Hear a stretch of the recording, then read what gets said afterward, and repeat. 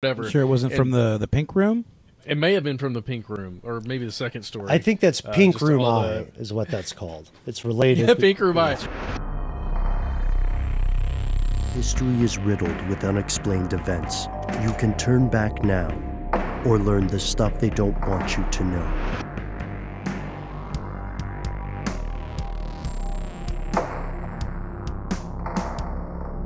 This comes to us from someone who wishes to remain anonymous. Here's what they said in part. They say, I am in a master's degree program in which I am required to take an ethics class, which, as you might guess, is a treasure trove for potential conspiracies. I just learned through a project about Truveta, which, according to my classmates, is a for-profit organization founded by 14 healthcare networks that has a partnership with Google and Microsoft that collects, shares, purchases de-identified patient healthcare information. This specific organization covers 16% of the U.S. population. Another organization is HCA Healthcare. That is a company with similar functions as the first, consisting of shared data between 182 hospitals and 2,300 plus sites of care in 20 states. Sites of care would be like walk-in clinics, doc in a box, that kind of stuff. Our faithful correspondent, fellow conspiracy realist here, says, this is a topic that has been torn because I see both sides. I work in a pharmaceutical company, and though I remain skeptical, I've always been pleasantly surprised at the ethics and best practices I've seen in the field. Side note, I am part of vaccine manufacture, which is the least lucrative of all pharmaceuticals because it's preventative medicine, but I digress. Back to the healthcare thing. And then this is interesting. I'm just going to laundry list through this real quick, and then we should talk about it because I think there's an episode here. As someone who has spent time in both research and data analysis, I understand the value of having this de-identified data and what it could provide to researchers and scientists in academia, etc. However, do I think Google and Microsoft have the same intentions as academic researchers or public health experts? Probably not. And of course, we agree with you, Anonymous. And so Anonymous goes on to cite the importance of having this data, if it is truly anonymized, as a public health resource, saying that you can figure out where you can correlate disasters with rates of cancer, etc., different other sorts of medical conditions. You can only do that if you have data for comparison. But then, Anonymous says, on the flip side, I know I don't need to explain the cons of your personal data getting exploited to you all, but I will share the points my fellow classmates pointed out. The hospitals are making money off this. Are the patients consenting anywhere to this and just don't know it? Do they need to consent? Who really owns the data anyway? Who's deciding who owns it? Are there conflicts of interest here with sharing the data with non-healthcare related entities? Cough, cough, Google, cough, cough. What if this data is re-identified? Cybersecurity is not without its flaws. Who will have access to this data that's being shared and agglomerated? What's the potential use of patient data against individuals when it's provided with insurance or care if it's leaked and re-identified? I haven't had time to deep dive into this, says Anonymous, but I'll attach some relevant links and then does so. I'd love to hear your thoughts on this. However, my opinion, whether anyone agrees with what's happening here or not, this smells like a conspiracy between Google, Microsoft, and big healthcare. So, Anonymous, this is one of those emails we want to hold up to the class because you included these awesome links. It's clear that you have thought through the advantages and the possible terrible consequences of this practice. I want to point out that there is one of the links that you shared is an excellent article on The Verge by Nicole Wetzman called Hospitals Are Selling Treasure Troves of Medical Data. What Could Go Wrong? Very Alfred E. Newman title there. What me worry?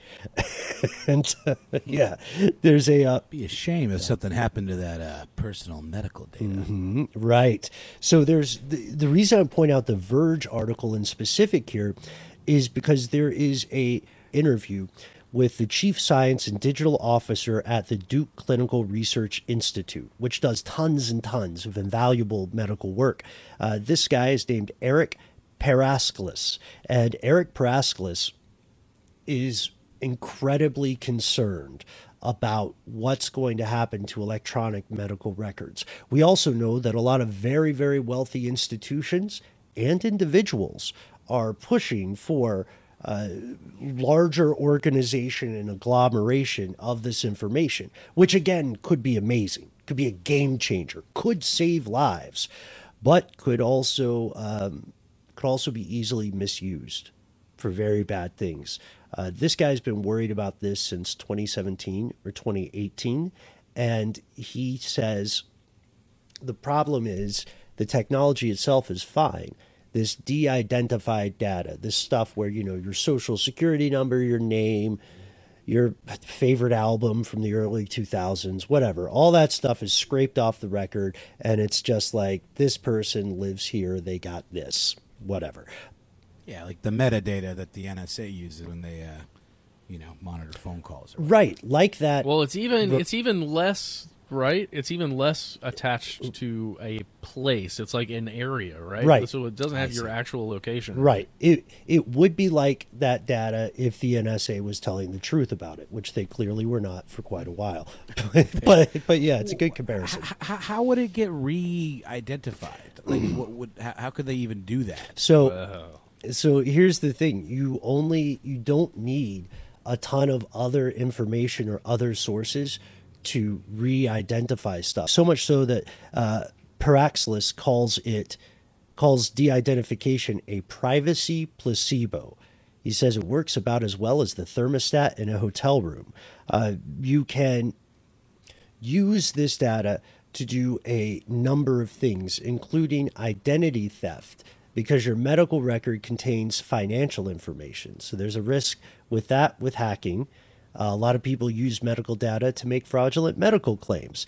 And you can also have a condition that maybe you don't want your family to know about, or your employer to know about, or or maybe, if we get into the realm of pre-crime, pre-sickness, it's fairly certain that unless legislation is much quicker than it's ever been, private insurance companies will be incentivized to use this stuff against you. Your genetic code could, in short, become a pre-existing condition, which is very dangerous and quite unfair.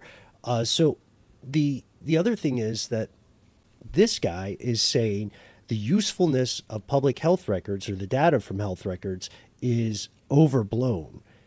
He says what electronic health records have been shown to do well is to be pretty good billing systems.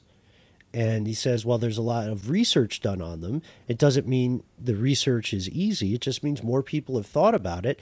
And a lot of folks are underestimating the complexity of the problem. And his big concern right now is that the data itself is not secure, that things can be leaked. But it sounds like what Anonymous is saying here is that one of the other big concerns is the very real possibility that this could be weaponized for profit against people. And right now, I'm setting this up for us to do a bigger, deeper episode on this, because this affects you. It doesn't matter what you believe in, what kind of politics or spirituality you practice. It doesn't matter how much money you make or how you make that money. Your health will, at some point, become the most important thing in your life. It's either going to happen. It's either already happened, or it's going to happen as you get older. Right? It's a very powerful tool. So, of course, powerful entities want to control it and want to get their cut. And will they be able to get their cut while also helping the world? Yeah, hopefully. But that's nowhere near the confirmed aim yet. And if you already don't like big tech, based on, our strange news earlier this week, based on our big data episode, based on the numerous times that we've been pretty correct about terrible things, then of course you're going to be skeptical about these folks. The CEO of one of those first companies I mentioned that has access to 16% of all medical care for over 320 people, their CEO used to work with Microsoft, which makes people understandably wonder if we're in a fingers on a hand situation by which, again, I mean, if for anybody who's not seen this on YouTube, I mean, the thing about fingers is, depending from your perspective, they look like two different things until you see the whole hand, which controls all of them. And this happens more often than we might like to think.